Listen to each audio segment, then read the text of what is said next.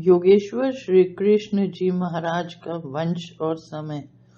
भारत में ययाति नाम के एक बहुत पुराने राजा हुए। उनका विवाह शुक्राचार्य जी की पुत्री देवयानी से हुआ।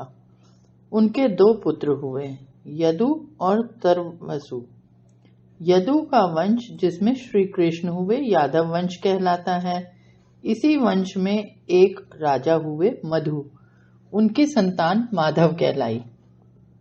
मधु के एक वंशज सातवत हुए।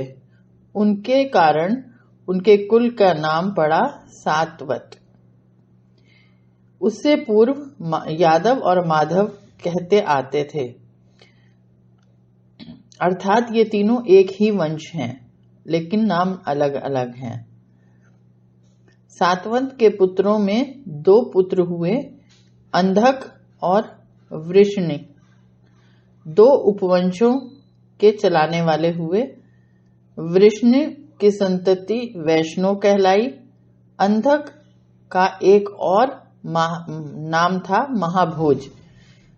इस कारण से उनके नाम से भोज उनके वंश चला, भोज नाम से वंश चला।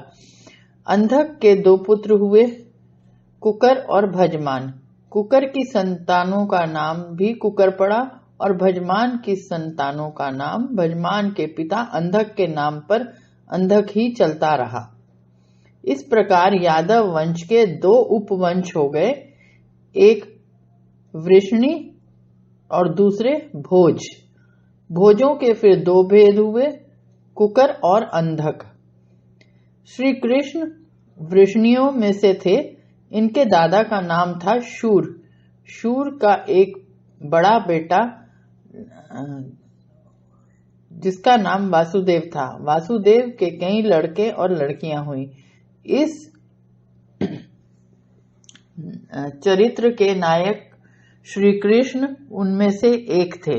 श्री कृष्ण की मां का नाम देवकी था और वह कुकुर जाति की थी।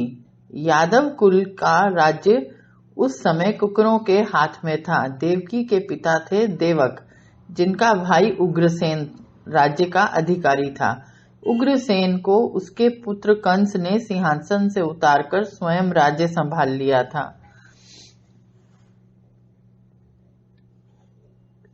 वास्तव में इन वंशों की संख्या 17 थी और इन कुलों में 18,000 के करीब पुरुष थे। यादवों की नगरी राजधानी मथुरा थी। जरासंध के निरंतर आक्रमणों से तंग आकर श्री कृष्ण की सलाह से इन्होंने मथुरा अर्थात मधुपुरी को छोड़ दिया और समुद्र के किनारे पश्चिम में जाके डेरा डाला।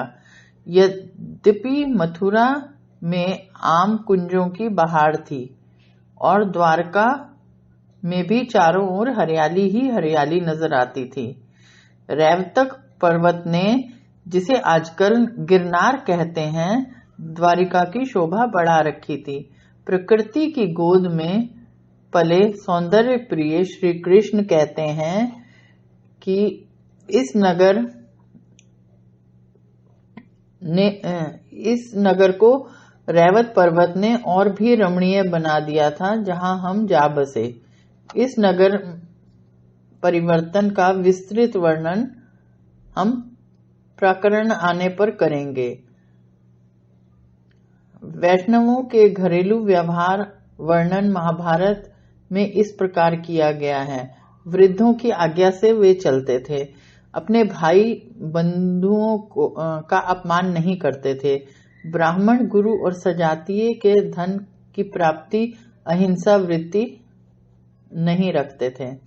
धनवान होकर भी अभिमान रहित हैं। क्षमा करें, धनवान होकर भी अभिमान रहित हैं। ब्रह्म के उपासक और सत्यवादी हैं। समर्थों का मान करते हैं और दीनों की सहायता करते हैं। सदा देवोपासना में रत, संयमी और दानशील रहते हैं। डींगे नहीं मारते हैं।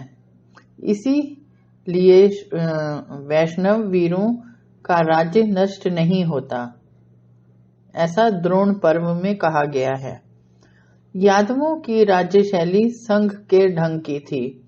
ये किसी की राजआज्ञा पर न चलते थे, किंतु सभी का राज्य का निर्णय एक मत होता था।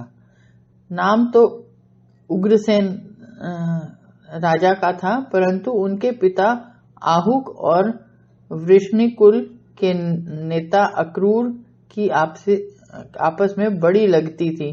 इन दोनों के पृथक पृथक पक्ष थे। एक दल दूसरे दल से उलझ जाता था और किसी भी कार्य का निपटारा मुश्किल से हो पाता था। श्री कृष्ण इन दोनों दलों में बीच बचाव करते रहते थे। इन कुलों के दूसरे वीर भी श्री कृष्ण को चैन न लेने देते थे। ये अपने चरित्र की महिमा के कारण, जिनमें शूद्रता, दक्षता, चातुरी, निर्वैरता, निस्पृहता, सभी गुणों का अपना अपना स्थान था, ये मुख्य थे।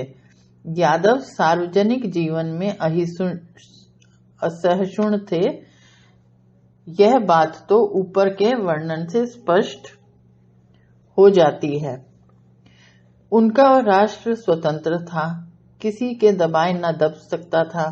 जरासंध के आक्रमणों के कारण समूचे वंशों में अपने पहले पूर्वजों के समय से चले आ रहे निवास स्थान को छोड़कर वे दूरस्थ नए नगर में जाकर बसेरा किया। उन्होंने जहां संपूर्ण राष्ट्र की यह दशा थी, वहां इस वीर जाति का प्रत्येक व्यक्ति अपने व्यक्तिक स्वतंत्रता के छोड़ने को सहसा तैयार न था। इससे संघ के नायकों को कष्ट अवश्य होता था, परंतु क्षत्रियों की आन पर धब्बा न आता था। इस आन का सबसे उज्जवल आदर्श वह था जो श्री कृष्ण के लड़के प्रद्युम्न ने सौभ नगर, वर्तमान में अलवर के राजा शाल्व की लड़ाई में अपने सारथी दारुक से कहा था। वैष्णव वीर कहाता है। वह वैष्णव कुल में नहीं पैदा हुआ जो रण में पीठ दिखाए, या जो गिरे हुए पर आक्रमण करे, या उस पर जो कहता है कि मैं तेरा हूं, जो स्त्री, बच्चे अथवा बूढ़ों पर प्रहार करे, या रथ से विहीन गिर जाए तो उस पर अपना शस्त्र चला दे। ऐसे कुल और ऐसे स्थान पर हमारे चरित्र नायक ने अपने देवोपम जन्म से सुशोभित किया। उनके जन्म का समय हमारी परंपरागत कालगणना के अनुसार आज से लगभग 5000 वर्ष पूर्व है। महाभारत का युद्ध कलयुग के आरंभ में हुआ था और कलयुग के आरंभ का समय भारतीय ज्योतिषों के अनुसार आज से 5000 वर्ष पूर्व है। यूनानी यात्री मेगस्थनीज ने मथुरा का वर्णन करते हुए लिखा है कि यहाँ शौरसनी लोग रहते हैं। वे हीराक्लीज की पूजा करते हैं। यह हीराक्लीज स्पष्टता श्री कृष्ण ही हैं। इनके समय के संबंध में यवन यात्री उस समय के साक्ष्यों के आधार पर लिखता है कि वह डायोनिसियस से 15 पीढ़ियां पहले हुए। डायोनिसिस में से चंद्रगुप्त तक, जिसके यहाँ वह दूत बनकर आया था, उसके कथानुसार 153 पीढ़ियों का अंतर है, अर्थात श्री कृष्ण चंद्रगुप्त से 138 पीढ़ियां पूर्व हुए थे। ऐतिहासिकों की प्रथा के अनुसरण करते हुए प्रत्येक पीढ़ी को 20 वर्ष का समय दिया जाए तो यह अंतर